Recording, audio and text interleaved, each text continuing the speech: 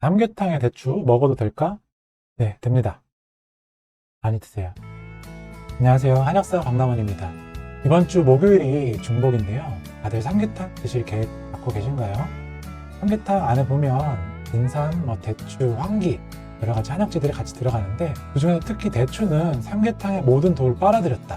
아니면 삼계탕의 모든 기름을 빨아들였다. 그래서 먹으면 대추는 절대로 안 된다. 대추는 독이다. 라고까지 말씀하시는 분들이 계신데요. 과연 맞는 말씀일까요? 그래서 오늘은 왜 뜨거운 여름날에 뜨거운 음식인 삼계탕을 먹는지, 그리고 그 안에 대추는 먹어도 되는지 안 되는지, 그리고 다른 한약재는 어떤 것을 넣어 먹거나 아니면 다른 보양식들은 무엇이 있는지, 그리고 마지막으로 재미는 없고 알아두면 쓸데는 없지만 그래도 복날은 어떻게 시작되었고 복날이 매년 바뀌잖아요. 복날의 계산은 어떻게 하는지에 대해서 다시 한번 알아보려고 합니다. 끝까지 꼭 시청해 주시고 구독과 알림, 좋아요까지 부탁드리겠습니다. 감사합니다.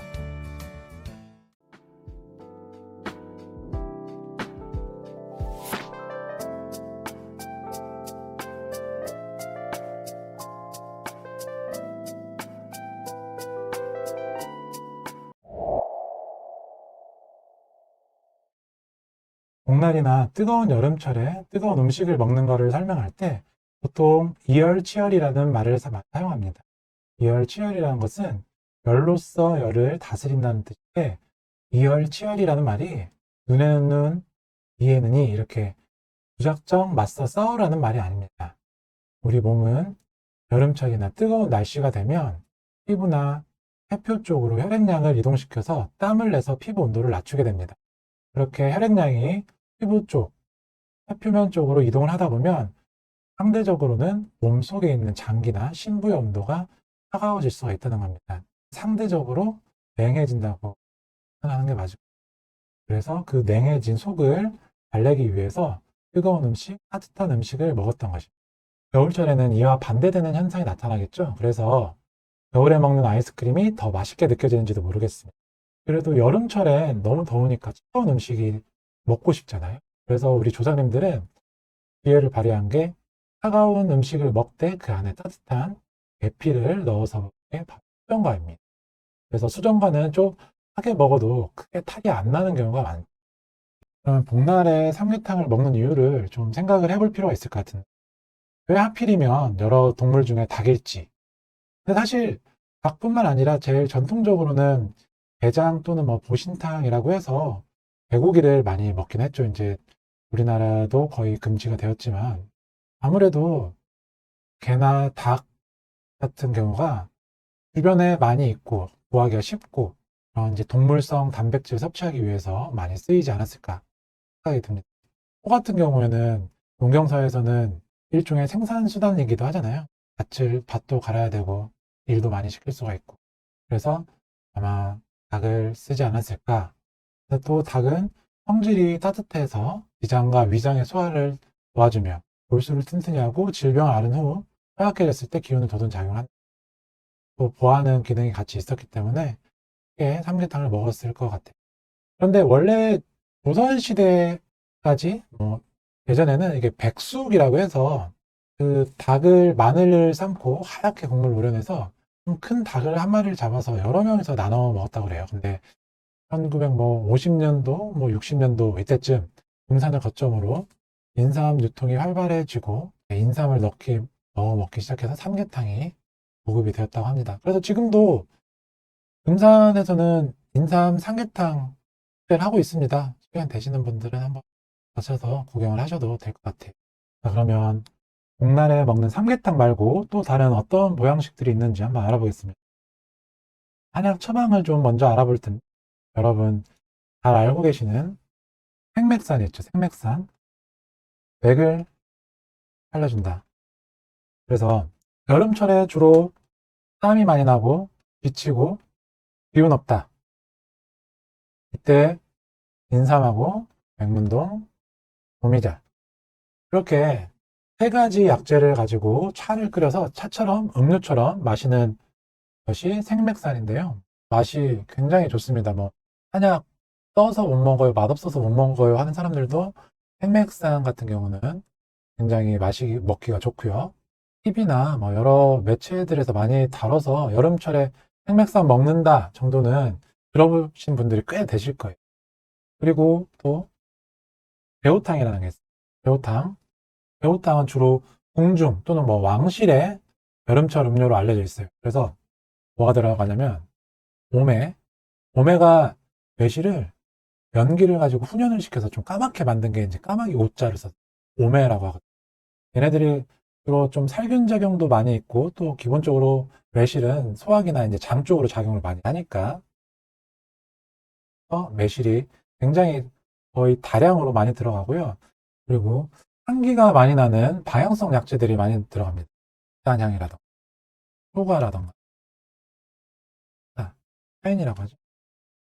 그런 다양성 약재들이 많이 들어가는데 여름철에는 보통 우리가 이제 습하기 쉽다고 하거든요. 그래서 습하기 쉬우면 소화기가 상하기 쉽고 그래서 이런 방향성 약재들은 주로 뻗치고 이제 흩어내는 효과들이 있으니까 이런 습이 쌓여서 뭉치지 않도록 도와주는 이런 약재들을 많이 썼던 것 같아요. 그래서 얘네들을 이제 오메 같은 경우는 씨를 빼고 과육만 취해서 얘네들을 건조해서 가루로 만든 다음에 꿀에 졸여가지고 시원한 곳에 보관해 두었다가 얼음을 타서 먹기도 하고 그냥 시원한 물에 타서 먹기도 하고 또 따뜻한 물에 타서 먹기도 하고 먹었다고 합니다. 그래서 이 제호탕 같은 경우는 갈증이 난다든지 아니면 아까 오메 살균작용 말씀드렸고 식중독 같은 거를 뭐 예방하거나 치료할 수 있고 소화하기를 좀 편하게 도와준다, 장을 편하게 도와준다 라고 생각을 해주시면 좋을 것 같습니다. 그리고 또 다른 이제 보양식 그리고 삼계탕 대신에 먹을 수 있는 보양식 어떤 것들이 있냐? 음식으로 한번 알아볼게요. 당연히 꼬리가 좋냐, 몸통이 좋냐, 꼬리가 많이 헤엄쳐서 에너지가 더 많다. 그래서 꼬리 한 마리 먹으면 장 한 마리 먹은 거다 하는데 실제로 그 꼬리와 몸통 성분 비교를 해봤을 때는 몸통에 영양 성분이 더 많다고 합니다. 그래서 꼬리보다는 뭐 몸통이 더 좋다고 하는데 기분상으로는 저는 아직도 좀 꼬리를 먹는 게 좋을 것 같아요. 그래서 어쨌든 방어는 곡물성 단백질을 이제 섭취한다는 그런 의미겠죠. 삼계탕이 이제 그 삼계탕에다가 이라던가 전복이라던가 문어 같은 해산물들을 같이 먹는 거잖아요. 저희 이 삼계탕 같은 경우가 따뜻한 음식이잖아요. 그래서 속이 냉한 사람들 같은 경우는 잘 맞지만 못닭을 먹으면은 부드러워게 나온다거나 뭐 이제 몸에 탈이 난다거나 이렇게 좀 삼계탕만 먹어도 좀 내가 체질적으로 열이 너무 많아가지고 적으로 좀 잘 안 받는 사람들이 있어요. 그런 분들을 만약에 바다에서 나는 이런 해산물들이랑 같이 밸런스를 맞춰서 먹으면 상대적으로 더 좋다고 볼 수가 있겠죠. 이런 게 이제 영양에 좋아하다라고 볼 수 있겠고. 추어탕이 미꾸라지도 거의 삼계탕이랑 품질이 비슷해요.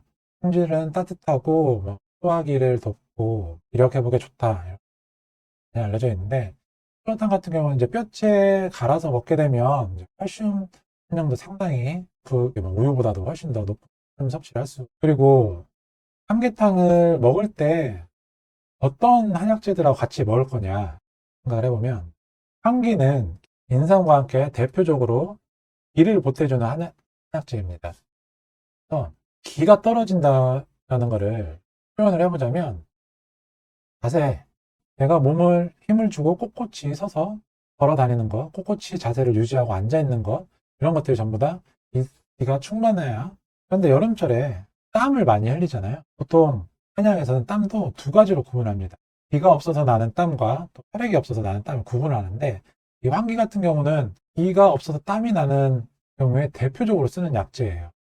기가 없어서 땀이 난다는 건 뭐냐면 피부 서로 이제 모공이라던가 이제 피부끼리 탄탄하게 이렇게 조여서 이렇게 땀을 나가지 않도록 이렇게 막아줘야 되는데 이게 헐거워지게 되면 땀이 이제 줄줄줄줄 샌다고 보는 거예요. 그래서 그 상황에서 이제 줄이라는 표현을 쓰는데 줄이를 좀 타이트하게 하고 바깥을 탄탄하게 잡아준다라는 의미로 이렇게 환기를 많이 씁니다. 기가 떨어져 나는 자한이라는 증상에 환기를 많이 쓰고 그래서 내가 여름철에 기운이 너무 없어가지고 막 저도 항상 지친다 이런 사람들은 인삼하고 환기하고 같이 넣어서 고향약으로 그다음에 엄나무 뭐 음나무라고도 하죠. 얘의 특징은 뭐냐면 이제 가시가 있다는 거예요.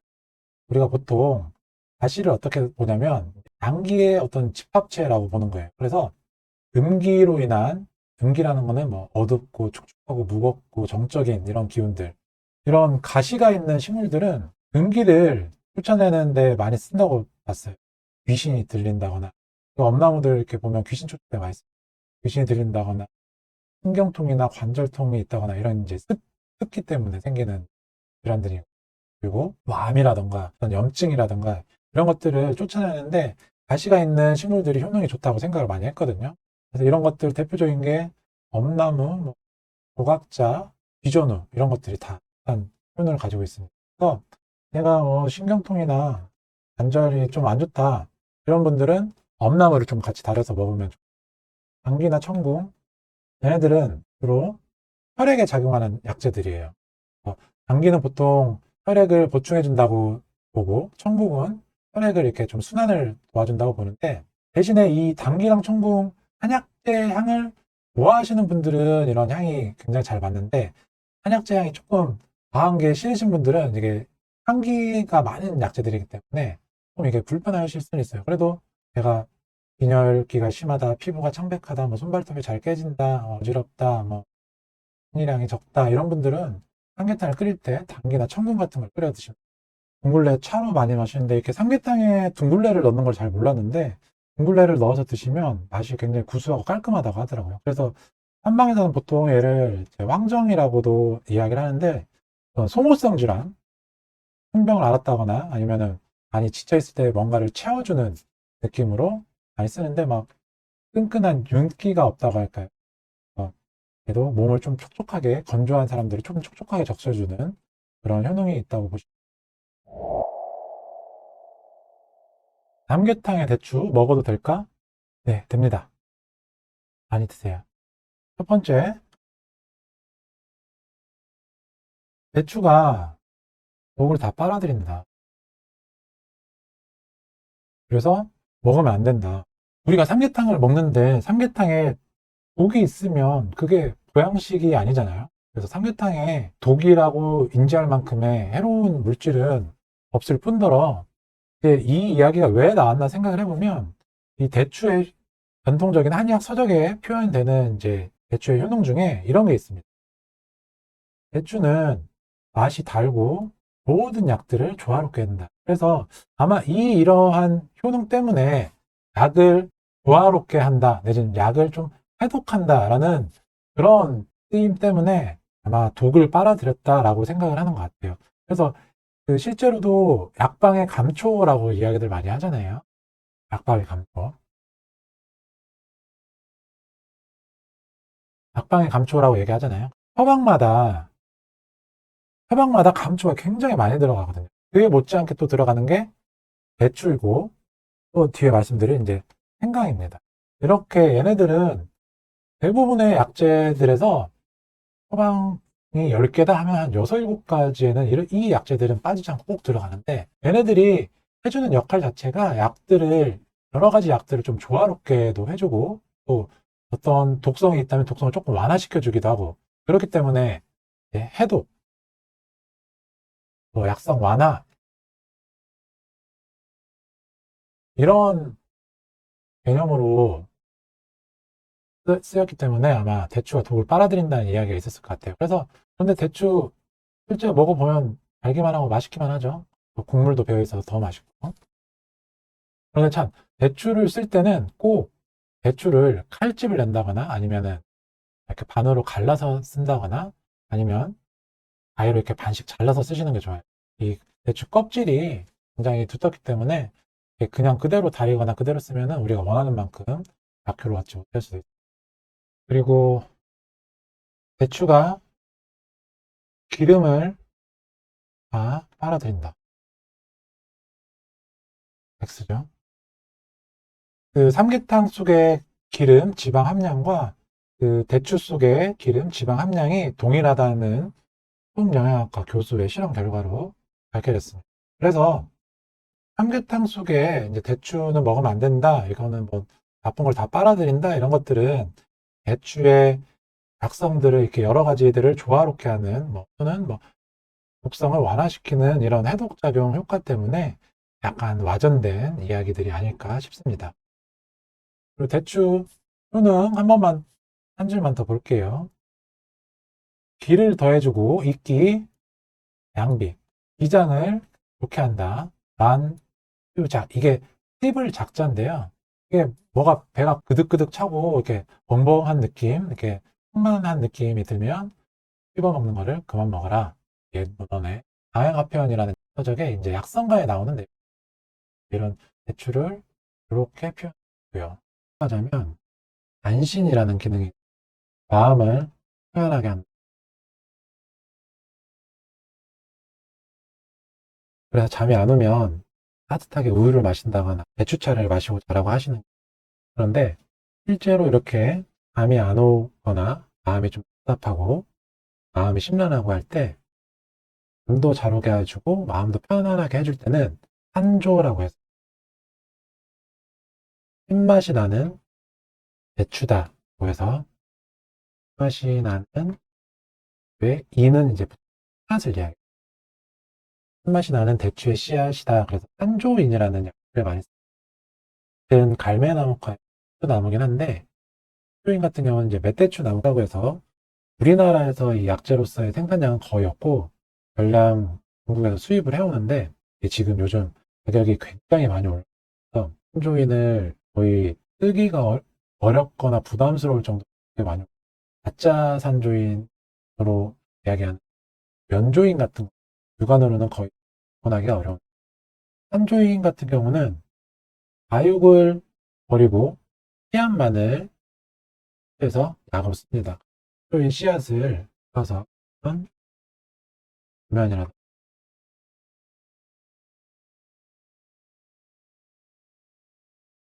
씨앗들을 보면 어떤 씨앗들은 이제 독이 있어서 먹지 말라고 하는 씨앗들도 있고 어떤 씨앗들은 이렇게 약으로 쓰기도 하고 복숭아라던가 살구나무의 씨앗은 아미그달린이라는 독이 있어서 먹지 말라고 하잖아요. 근데 이건 또 약으로도 씁니다. 그래서 어떤 분들은 배추 씨도 독이 있어서 먹으면 안 된다 들도 계신 배추 씨를 먹으면 안 된다는 이유는 거의 찾을 수가 없고 배추 씨 말고 하는 대추과 멧대추 나무 약용으로도 쓴다. 그래서 대추를 얘기할 때 꼭 빼놓지 않는 게 이제 생강이 있습니다. 우리 생강 대추차 또는 뭐 대추 생강차라고도 많이 하잖아요. 그래서 대추랑 생강이 아주 합이 잘 맞아가지고 같이 이제 차처럼 많이 쓰이는데 뭐 바늘과 실 같은 사이랄까요. 그래서 아까 대추가 조금 달고 이렇게 그득그득한 느낌이 있는데 생강은 성질이 이제 따뜻하고 뭔가 이게 더러울 예자입니다. 이 더러운 것들을 잘 흡어준다. 그러니까 약간 좀 향이 좋지 않은 것들, 이제 악취 같은 것들을 잘 교정해준다라는 뜻이에요. 정신을 이렇게 넓게 펼쳐주고 위를 열어주고 구토나 그런 담이 있는 기침들을 다스려준다. 그래서 이 생강과 대추를 어떻게 사용을 하느냐 하면 거의 강삼조이, 그러니까 생강 이 세 쪽에 대조 이 두 알, 대조 두 매를 쓰는 게 딱 한 세트입니다. 한 세트라고 하는 거는 우리가 보통 한약 한 첩이라는 게 있어요. 한약 한 첩이 뭐냐면 옛날 그 한약방 가면은 흰 종이에다가 약을 이렇게 싸서 지어줬거든요. 그러면 그걸 받아와서 집에서 다려 먹기도 하고 그랬는데 그게 바로 한 첩이에요. 그런데 보통 한약 한 첩에 생강, 쌤에 배추, 부알 이렇게 많이 들어가거든요. 얘를 그람수로 하면 대략 3.75g에서 4g 정도. 이게 이제 보통 들어가는 겁니다.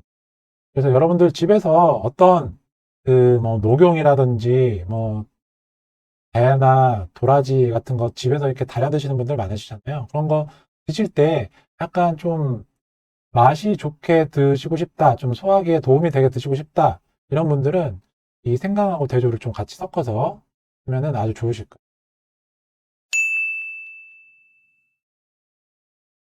한약 20첩을 한제라고 합니다.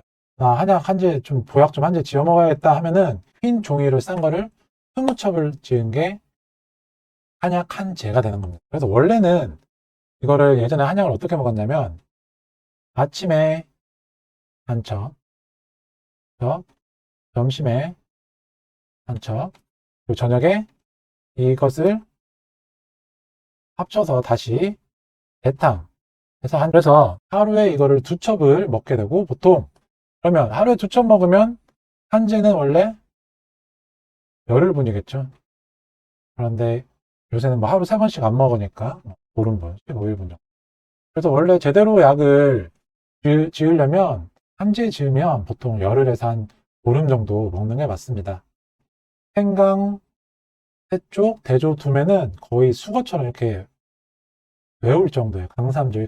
그래서 이 강삼주의의 의의를 좀 생각을 해보면 기본적으로 둘 다 비위에 작용하면서, 특히 생강은 구토하는데 굉장히 영양이거든요. 그래서 비위에 작용을 하고, 그다음에 약성들을 완화시켜주고, 또한 향취나 맛을 좋게 해주는 효과가 있기 때문에 굉장히 들어갑니다. 그 약방의 감초 못지않게 굉장히 많이 들어가는 약재들입니다.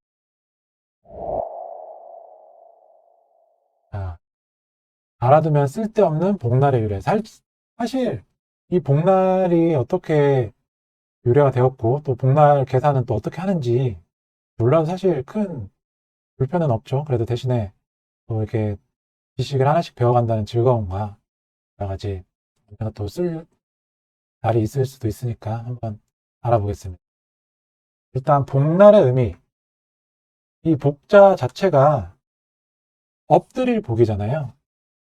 엎드리다, 품다 이런 의미인데, 복자를 자세히 보면 이 사람 인변에 배 견자가 이렇게 붙어 있는 게 있어요. 그래서 사람들이 해석을 하기로는 날씨가 너무 더우니까 사람이나 개나 이렇게 엎드려 있는 거다 라는 말이 있고, 두 번째로 누가 누구한테 엎드리냐, 가을이 오려고 했다가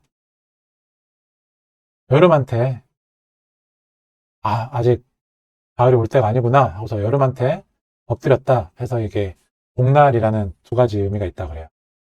복날에 이제 어떤 고기를 먹고 보양식을 먹는 풍습은 중국 진나라 덕공이 음력 6월에서부터 7월 사이 3번 여름 제사를 지내며 신하들에게 고기를 나눠준 데서 유래했다고 합니다. 그래서 이때 제사를 어떤 지내는 의미가 많이 있었나 봐요. 이 고기도 보통 개고기를 나눠줬다고 하는데, 이 개고기를 잡아서 해충을 이렇게 방지하는 의미가 있었다고 합니다.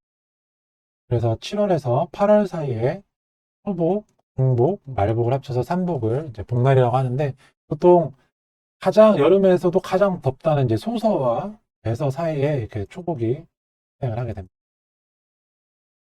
자, 복날을 한번 계산을 해볼게요. 이게 조금 안 들어보시던 말이 나와서 조금 어려울 수는 있는데, 그렇게 어렵진 않습니다. 일단 복날 계산법. 초복을 한번 보겠습니다. 초복, 하지로부터 세 번째 경일. 일단 어려운 게 이제 경일이라는 말이 어렵습니다. 경일. 경일이 뭐냐?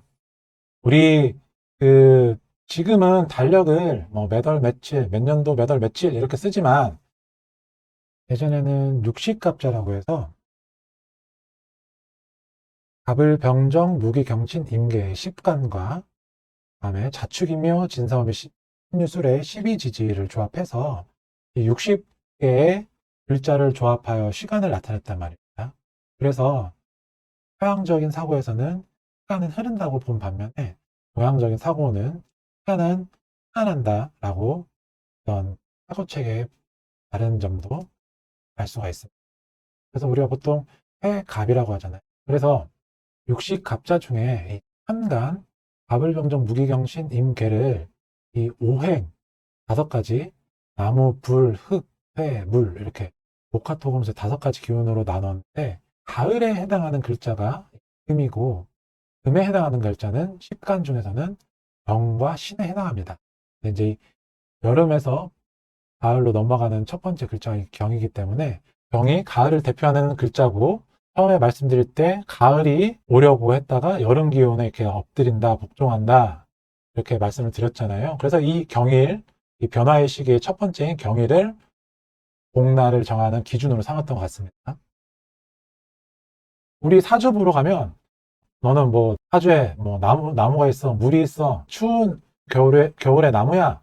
이렇게 이야기하는 것들이 다 이제 이 10간 12지지의 글자를 보고 이야기를 하는 건데 필요한 부분만 하겠습니다. 그래서 우리 달력도 지금 이렇게 가불병정 무기경신 임계 이 10간과 자축인묘 진사오미 신유술의 이 12지지의 조합으로 날짜를 나타낼 수가 있어요.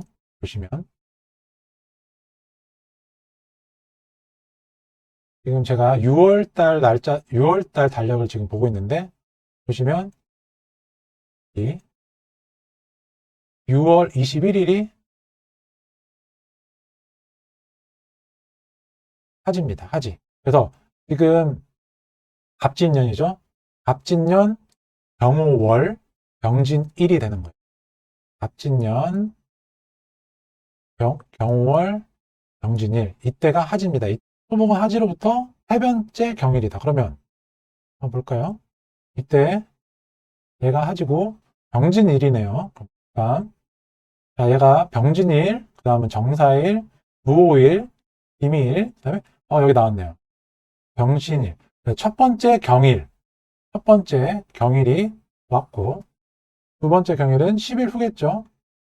경월, 경호일. 자, 그 다음에 얘가 두 번째 경일이고 그 다음에 그러면 10일 후 바로 얘가 세 번째 경일이겠죠. 세 번째 경일, 병진일. 이래서 이때가 토목이었습니다. 그러면 아까 네 번째 경일은 25일이 되고 갑진년, 신미월, 병인일이 바로 중복이 되겠죠. 이렇게 해서 하지와 세 번째 경일을 알고 있으면 세 번째 경일이 초복, 네 번째 경일이 중복. 그런데 발복은 입추로부터 첫 번째 경일이라고 했습니다. 그래서 제가 8월 7일 입추를 표시를 해놨는데 첫 번째로 오는 경일이 언젠가 한번 보겠습니다. 갑진, 을사 하다 보니까 이 경술. 그래서 8월 14일이 갑진년 임신월 경술일로서 제가 발복이 되겠습니다. 그래서 보통 이 초복에서 중복은 당연히 10일 차이가 나겠죠. 그런데 중복에서 발복은 사이에 입추가 있기 때문에 중간에 경일이 없으면 그냥 또 10일에서 20일에 초복부터 말복이 될 수도 있지만 만약에 이 입추 전에 경일이 한 번 더 껴있다 하면 중복하고 말복 사이가 중복에서 말복 사이가 20일이 되는 거예요. 그러면 이때는 10일 간격을 넘었다. 그래서 이제 월복. 우리 뭐 월담 한다고 하잖아요. 뛰어넘었다. 그래서 이제 중복에서 말복이 20일이 되면 월복이라고 이렇게. 오늘 영상 잘 보셨나요? 조금 더 준비하고 영상을 올리고 싶었는데 중복이라는 시기성이 있다 보니 급히 올리느라 조금 아쉬운 부분이 많습니다. 보양식에 대해서 생각을 해보면 예전에는 영양 상태가 충분하지 않고 또 날씨도 너무 더웠고 한복더위에 보양식을 할 필요가 분명히 있었을 거예요. 요즘에는 단식을 해서 더 건강해져야 된다. 어딜 가나 에어컨이 있는 환경 속에서 보양식이 정말 필요한지는 약간 의문이기는 합니다. 하지만 좋은 사람들과 좋은 시간을 보내며 먹는 즐거움까지 놓칠 수 없기에 이왕이면 조금 더 잘 알고 보양식을 먹게 되는데 그 영상이 조금이라도 도움이 되었겠고요. 앞으로도 좋은 영상 만들 수 있도록 좋아요와 구독하기, 알림 설정도 같이 부탁드립니다.